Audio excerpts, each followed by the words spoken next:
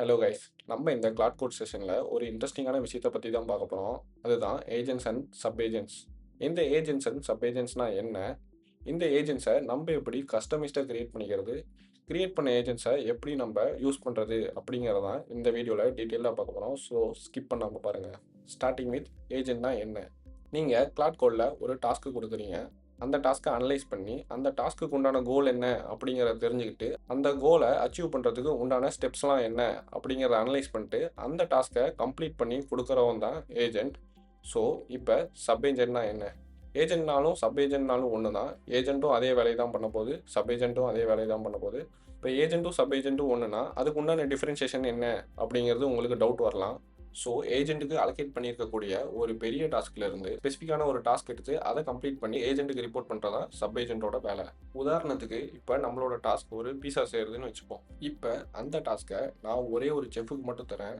So அந்த chef இப்போ 10 பீஸாவை ready பண்ணோம், பீஸாவை பேக் பண்ணோம், டாப்பிங்ஸ் பண்ணோம், அதுக்கப்புறம் பீஸா கரெக்டாக வந்திருக்கான்னு குவாலிட்டி செக் பண்ணோம். இதெல்லாம் பண்ணும்போது அவருக்கு டைமும் அதிகமாகும், மிஸ்டேக்ஸ் பண்ணுறதுக்கு உண்டான பாசிபிலிட்டிஸும் ரொம்ப அதிகமாக இருக்கும். ஸோ இந்த இடத்துல தான் நம்ம வந்துட்டு சப் ஏஜென்ட்ஸை யூஸ் பண்ணுவோம். இப்போ நான் ஆல்ரெடி இருக்கிற டாஸ்க்கை மொத்தமாக ஒரு 3 பேருக்கு பிரித்து தந்துட்டேன். ஒரு செஃப் பேக் மட்டும் பண்ணுவார், இன்னொரு செஃப் டாப்பிங்ஸ் மட்டும் போடுவார், இன்னொரு செஃப் குவாலிட்டி வந்துட்டு கரெக்டாக இருக்கா அப்படின்னு செக் பண்ணுவார். ஸோ நம்மளோட டாஸ்க்கும் ஈஸியாக முடிஞ்சிடும், மிஸ்டேக்ஸ் வரதுக்கு உண்டான வாய்ப்பும் கம்மி, நம்மளோட பீஸாவும் பர்ஃபெக்டாக ரெடி ஆயிரும். எல்லாருக்கும் தனியாக ஸ்பெசிஃபிக்கான ஒர்க் அசைன் பண்ணனால அவங்களோட ஒர்க்கை அவங்க பர்ஃபெக்டாக முடிச்சிருவாங்க. ஸோ எந்த பிரச்சனையும் வராது. ஸோ இதுதான் ஏஜென்ட்டுக்கும் சப் ஏஜென்ட்டுக்கும் உண்டான ரோல் டிஃப்ரென்சியேஷன். இப்போ நம்மளோட ப்ராஜெக்ட்டில் எப்படி கஸ்டமைஸ்டாக சப் ஏஜென்ட்டை கிரியேட் பண்ணுறது அப்படிங்கிறத பார்ப்போம். ஃபஸ்ட்டு ஸ்லாஷ் ஏஜென்ட்ஸ்னு டைப் பண்ணுங்கள். இப்போ என்கிட்ட எந்த ஒரு ஏஜென்ட்டுமே இல்லை. ஸோ நான் வந்து புதுசாக க்ரியேட் பண்ண போகிறேன். ஸோ டேபை வந்து கிளிக் பண்ணுங்கள். இல்லை கிரியேட் நியூ ஏஜென்ட் அப்படிங்கிற ஒரு ஆப்ஷன் இருக்கும், அதை வந்துட்டு கிளிக் பண்ணுங்கள். ஸோ இந்த ஏஜென்ட்டை என்னோட ப்ராஜெக்ட்டில் தான் நான் வந்துட்டு கிரியேட் பண்ண போகிறேன். ஸோ என்னோட ப்ராஜெக்ட்டை கொடுத்துட்டேன். ஸோ இதில் வந்துட்டு 2 டைப்ஸாக நீங்கள் வந்துட்டு ஏஜென்ட்டை கிரியேட் பண்ணிக்கலாம். நீங்கள் கிளாட் கோட் யூஸ் பண்ணியும் ஏஜென்ட்டை ஜென்ரேட் பண்ணிக்கலாம், இல்லை மேனுவலாகவும் கான்ஃபிகர் பண்ணிக்கலாம். நான் வந்துட்டு மேனுவல் கான்ஃபிகரேஷன் கொடுக்குறேன். ஸோ இந்த ஏஜென்ட்டை நான் என்ன பர்பஸ்க்கு யூஸ் பண்ண போகிறேன்னா, நான் என்னோட ப்ராஜெக்ட்டில் ஒரு டைமும் லெசன் ஆட் பண்ணும்போது எனக்கு ஒரு சில இடத்துலலாம் கன்ஃபார்மாக சேஞ்சஸ் நடந்திருக்கணும். அது சம்டைம்ஸ் வந்து கிளாட் யூஸ் பண்ணும்போது எனக்கு மிஸ் ஆகுது. ஸோ இதை அவாய்ட் பண்ணுறது தான் நான் வந்துட்டு இப்போ ஏஜென்ட் கிரியேட் பண்ண போகிறேன். ஸோ இதுக்கு நேமிங்காக லெசன் ஜென்ரேட்டர் அப்படின்னு கொடுத்துக்கிட்டேன். இந்த ஏஜென்ட் என்ன பண்ணும் அப்படிங்கிற டீட்டெயில்ஸை நான் வந்துட்டு ஃபுல்லாக கொடுக்க போகிறேன். ஸோ இந்த ஏஜென்ட்டு என்ன பண்ண போகுது அப்படிங்கிற ஒரு ஃபுல் டீட்டெயில்ஸை நான் வந்துட்டு இன்புட்டாக கொடுத்துட்டேன். ஸோ இந்த ஏஜென்ட் நான் வந்துட்டு டாஸ்க் பண்ணும்போது எப்போ யூஸ் பண்ணணும் அப்படிங்கிறத நான் வந்துட்டு இப்போ டிஃபைன் பண்ணணும்.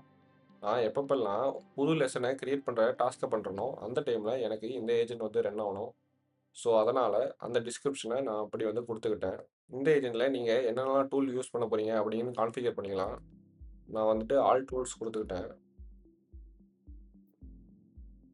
இதில் மாடல்ஸும் நம்மளால் கான்ஃபிகர் பண்ணிக்க முடியும். நான் டிஃபால்ட்டாக சோனட்டை கொடுத்துக்கிட்டேன். இதில் ஏதோ ஒரு கலர் சூஸ் பண்ணிக்கோங்க. நான் க்ரீன் கொடுத்துட்டேன். இந்த ஏஜென்ட் ரன் ஆகும்போது இந்த டீட்டெயிலு என்னோட மெமரியில் ஸ்டோர் ஆக வேணாம். So run கொடுத்துக்கிட்டேன். ஸோ இப்போ நம்மளோட ஏஜென்ட் வந்து ஆல்மோஸ்ட் வந்துட்டு நம்ம கிரியேட் பண்ணிட்டோம். என்டர் கொடுத்தோம்னா நம்ம ஏஜென்ட் வந்து சக்ஸஸ்ஃபுல்லாக புதுசாக கிரியேட் பண்ணி சேவ் பண்ணியாச்சு. இங்கே பார்த்தீங்கன்னா நமக்கு நம்ம கிரியேட் பண்ண ஏஜென்ட் வந்துட்டு ஆட் ஆகிருக்கும். ஸோ நம்ம கிரியேட் பண்ண ஏஜென்ட்டை எப்படி யூஸ் பண்ணுறதுங்கிறத பார்ப்போம். நீங்கள் டிஃபால்ட்டாகவே ஒரு டாஸ்க் பண்ணும்போது இதில் நம்ம ப்ராஜெக்டில் இருக்கிற எல்லா ஏஜென்சியும் வந்துட்டு அதை அனலைஸ் பண்ணோம். ஸோ நீங்கள் பண்ணுறதுக்கு உண்டான டாஸ்க்குக்கு மேட்ச் ஆகிற ஏஜென்ட்டை அது வந்துட்டு டிஃபால்ட்டாகவே ரன் பண்ணும். அப்படி இல்லைன்னா நீங்கள் டேரெக்டாகவே அந்த ஏஜென்ட்டை வந்து டார்கெட் பண்ணியும் நீங்கள் அந்த டாஸ்க்குக்கு அந்த ஏஜென்ட்டை அசைன் பண்ணிக்க முடியும். நீங்கள் @சிம்பிள் போட்டு பார்த்தீங்கன்னா உங்களுக்கு லெசன் ஜென்ரேட்டர் ஏஜென்ட் அப்படிங்கிற ஆப்ஷன் வந்து கீழே டிஸ்பிளே ஆச்சு. ஸோ இதை கிளிக் பண்ணிங்கன்னா நீங்கள் இப்போ உங்களோட டாஸ்க்குக்கு நீங்கள் வந்துட்டு ஏஜென்ட்டை வந்து செலக்ட் பண்ணிட்டீங்க. ஸோ இப்போ நான் வந்துட்டு ஒரு புது டாஸ்க்கை கிரியேட் பண்ண போகிறேன் இந்த ஏஜென்ட்டை யூஸ் பண்ணி.